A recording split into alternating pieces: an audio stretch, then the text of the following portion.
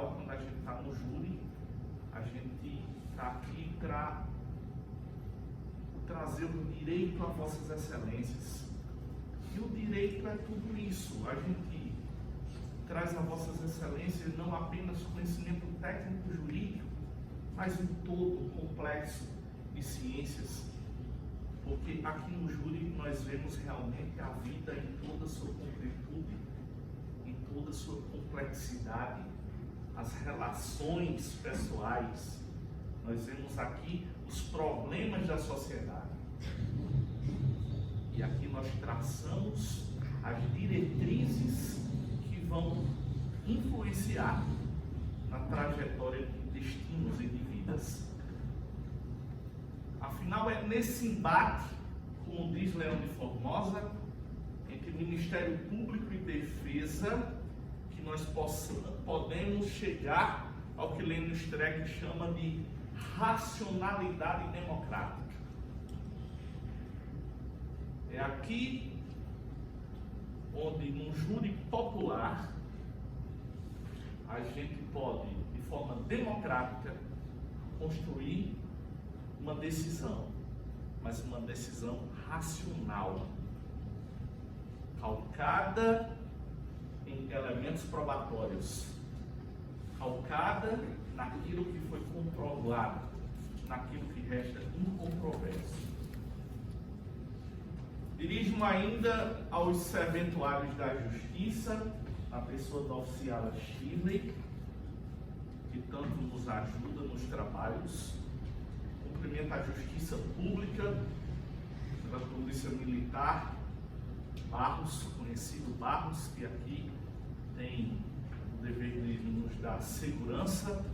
Nós nos sentimos mais seguros com Barros presente em todos os trabalhos, aqui em todas as audiências.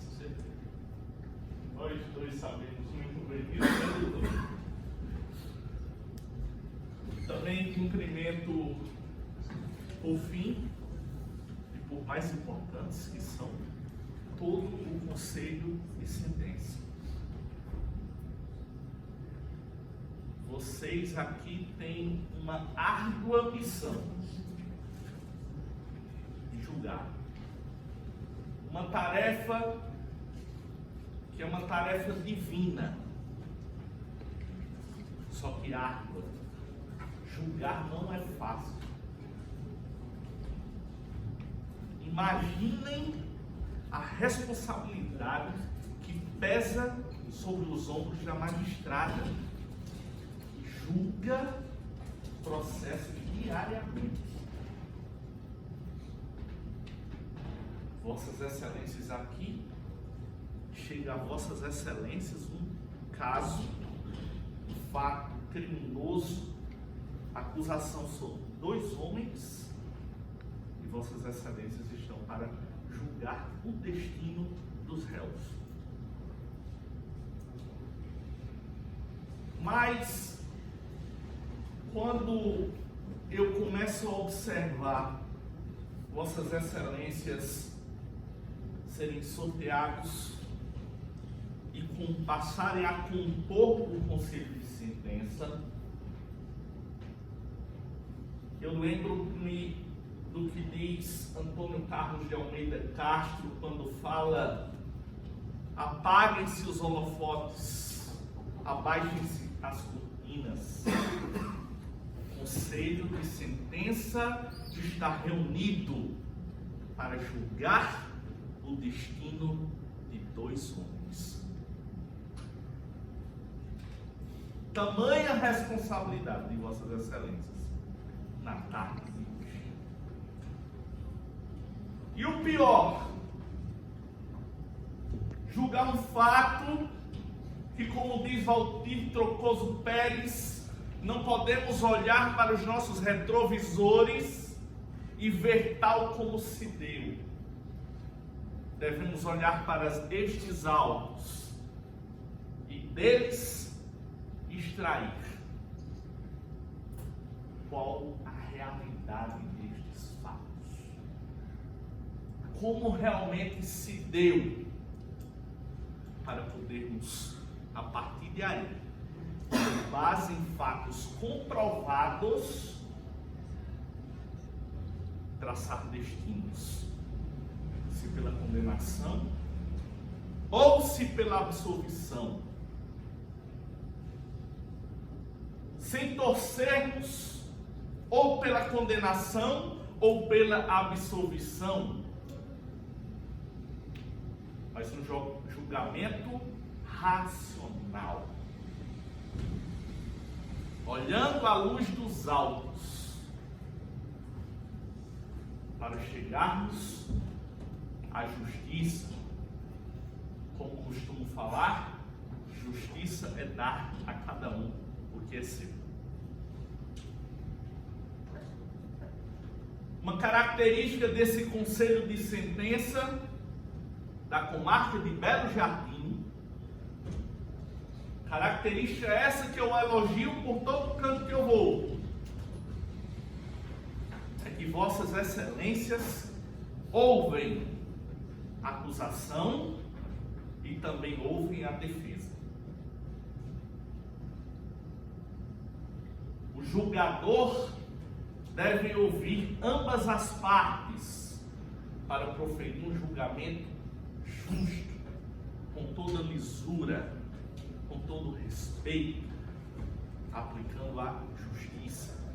É para isso que estamos aqui na tarde de hoje, para fazermos justiça.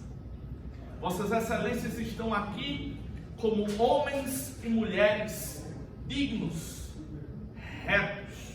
A retidão faz parte da vida de vossas excelências e por isso estão aqui, e vossas excelências anseiam, buscam, fazem justiça. Como diz Leão de Formosa ainda, aperfeiçoa-te na arte de escutar, porque só quem ouviu o rio poderá ouvir o mar. E essa frase, o que quer dizer essa frase? Quer dizer também quem ouviu o simples poderá ouvir o douto. Primeiro ouçamos o simples, para depois ouvir o douto, o intelectual, a autoridade. Possamos ouvir todos, para que, como eu disse no início, possamos construir um julgamento sob o crivo da racionalidade democrática. Por que não falar na importância do julgamento popular? Na importância de vossas excelências estarem aqui a julgar este caso. Importância já reconhecida há muito tempo atrás, há milhares de anos atrás,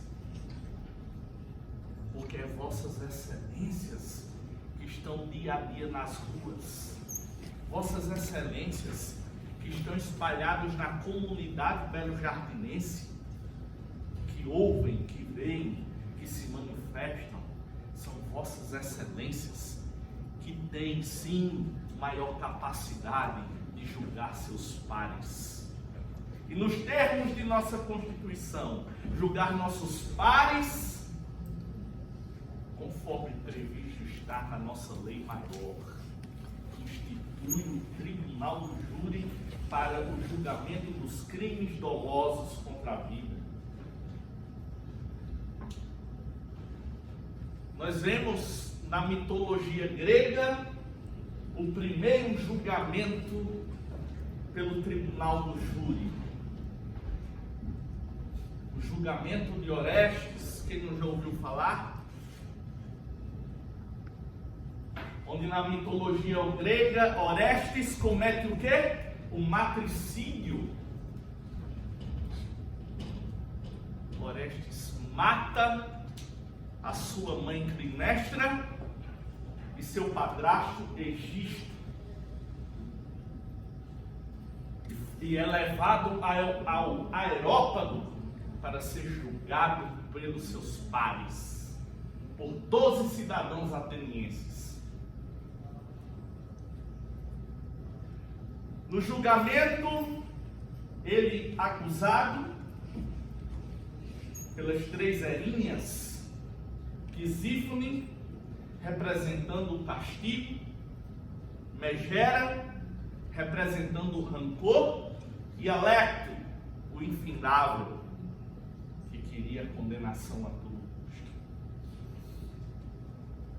custo. O júri presidido pela deusa Atenas, e ele, defendido por um só, por Apolo. Porque se trouxe ao Areópago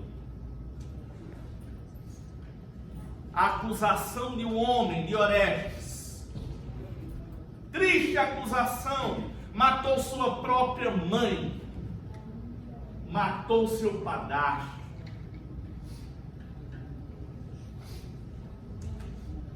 Porém, o que lá se viu, ambos tiraram a vida de seu pai. Ambos tiraram a vida de Agamemnon,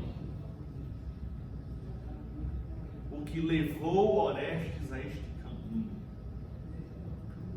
Qual o resultado deste julgamento? Nesse julgamento, tivemos um empate. Afinal, eram 12 cidadãos atenienses a julgar Orestes no Areópago. E nós tivemos o voto de Minerva, de Atena, fechando com a absolvição de Orestes. E aqui relatei para vossas excelências o primeiro julgamento conhecido do júri. E por que não falar do julgamento mais conhecido ainda por todos nós? Por que não refletir sobre o julgamento nas balizas da tradição judaico-cristã? O julgamento do nosso Senhor Jesus Cristo, quando foi levado junto com Barrabás para ser julgado sob a presidência de Pôncio Pilatos. E o que o povo decidiu: soltem Barrabás. Condenaram Jesus à pior pena. A pior pena existente em Roma naquela época. Pena que cidadão romano algum pudesse ter cometido o que fosse, poderia ser submetido a uma pena daquela. A pena de crucificação.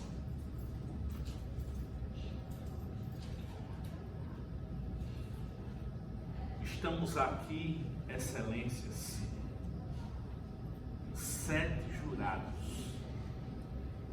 Vossas excelências são juízes. Para que não apenas transpareçam ao final desse julgamento as suas vontades, mas que o julgamento se traduza no que resta comprovado nos autos. Que saiamos daqui com nossas cabeças tranquilas, nossas consciências leves, um julgamento justo. Afinal, é com base na nossa Constituição, que nos dá um devido processo legal, para que as provas construídas sob o palio da ampla defesa e do contraditório, cheguemos a nós e possamos observar o que de fato resta comprovado, o que resta incontroverso, para que possamos sim proferir um julgamento justo. E aqui eu estou falando sim em jurisdição constitucional, doutor Ivano Rostão. Afinal, nós estamos aqui a julgar, não a julgar com base apenas em nossas convicções, mas o julgar justo é aplicarmos a lei ao caso concreto. É nós olharmos para o fato e ver se ele se subsume à norma aplicada. A subsunção do fato à norma. Eu olho para o fato, eu olho para a lei. A lei é aplicável ao fato desta forma, sim ou não? Na Odisseia de Homero, Ulisses, no seu navio, olha para os seus grumetes e diz: amarra-me ao mastro, e ainda que eu lhes ordene o contrário, não me desamarrem. Sabia Ulisses que quando ouvisse o canto das sereias, poderia querer mudar de decisão e iria morrer ao mar com as sereias. Quando nossa constituinte é estabelecida, o pacto originário vem nos trazer as balizas necessárias para aplicar o processo. Direitos e garantias, das quais não podemos voltar atrás.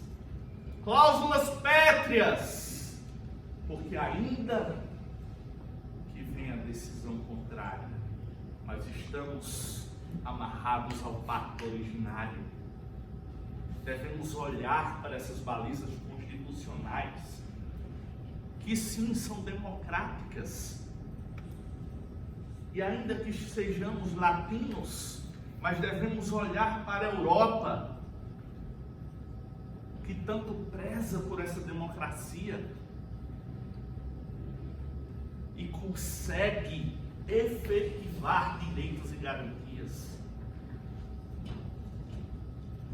Não busquemos nós, como juízes torcedores, mudar direitos, mudar garantias, torcendo por um julgamento que se dê por um caminho A ou um caminho B. Mas possamos olhar para o processo e, diante dos elementos comprobatórios, possamos sim proferir um julgamento justo. Excelências, indo direto ao ponto,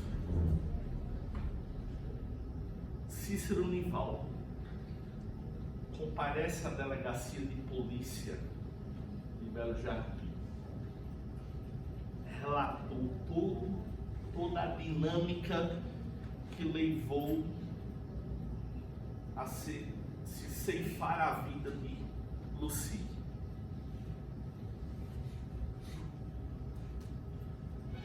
Ele narra toda a história, com todos os seus detalhes.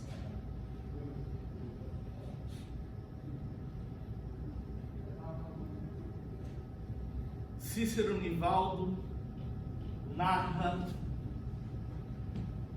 confusão, desacordos. Cícero Nivaldo narra um ambiente pesado. Cícero Nivaldo chega a matar Lucy.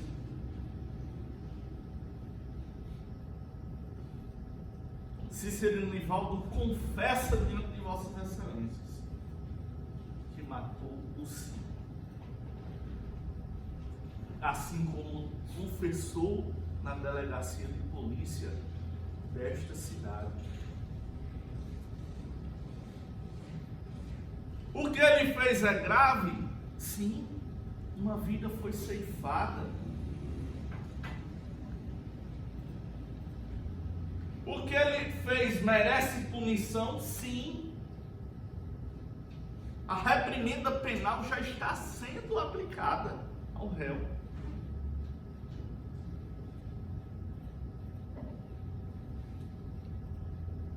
Porém, possamos aplicar aqui a decisão sobre o palio da justiça. Costumo dizer em todos os julgamentos, no plenário do júri, que nós não fazemos justiça quando batemos mais do que a lei nos permite. Costumo dizer no julgamento do júri que todo réu que cometeu um delito, o Estado deve aplicar reprimenda penal à medida de sua culpabilidade. E o que nos traz esse limite é a lei. A lei nos traz esse limite. Quando se está na lei a redução da pena, o que nós devemos observar é se a lei é aplicável ao fato.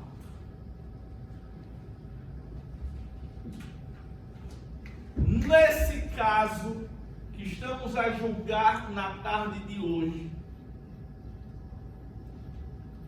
Cícero Nivaldo relatou na delegacia de polícia quando foi ouvido há mais de 4 anos atrás. Cícero Nivaldo relatou perante vossas excelências que agiu, que partiu contra Lucy depois dela dar-lhe um tapa na cara, que não foi um simples tapa, quebrou seu óculos na sua face.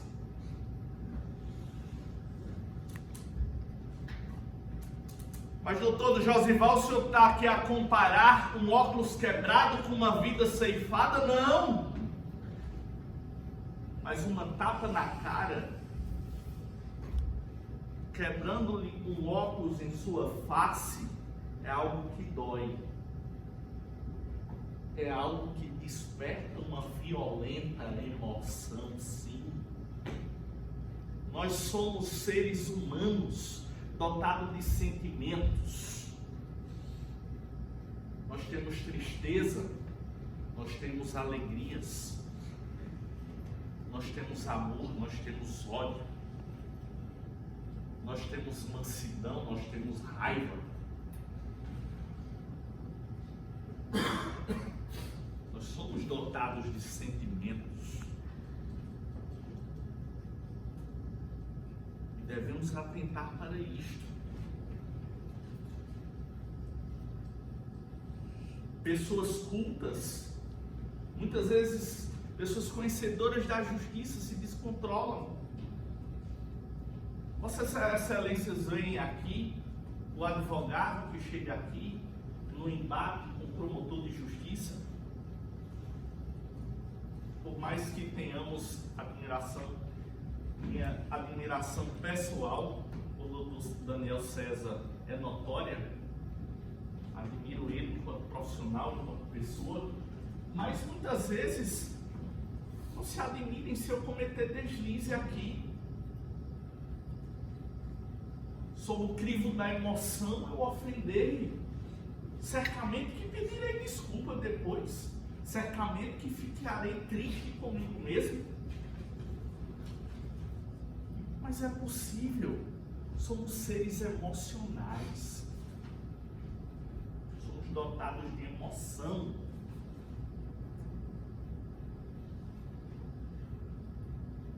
E muitas vezes uma pessoa que não tem um histórico criminal, diante de uma emoção violenta desta,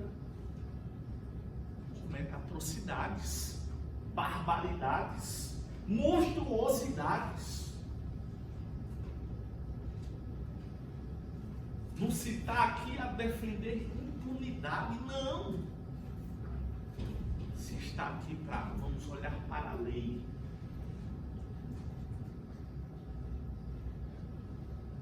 Cabe redução de pena ou não? A pena vai ser alta de todo jeito. Mas cabe redução de pena ou não? Olhar para a lei.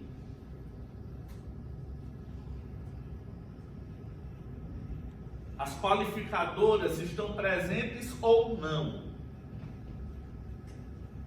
E a minha fala aqui, antes de Dr. Ívano falar, é justamente para trazer a vossas excelências, para aguçar vossas excelências, no sentido de o que diz a lei. Vossas excelências vão ver que o que disse Cícero Nivaldo acerca do tapa na cara, quebrar o óculos na sua face, não é mera alegação dele, não. Tem comprovação nos autos. As folhas 28, o doutor advogado vai trazer aqui para vossas excelências o que disse o irmão da vítima, que encontrou ele dias depois, como é que ele estava. Vossas excelências vão ver.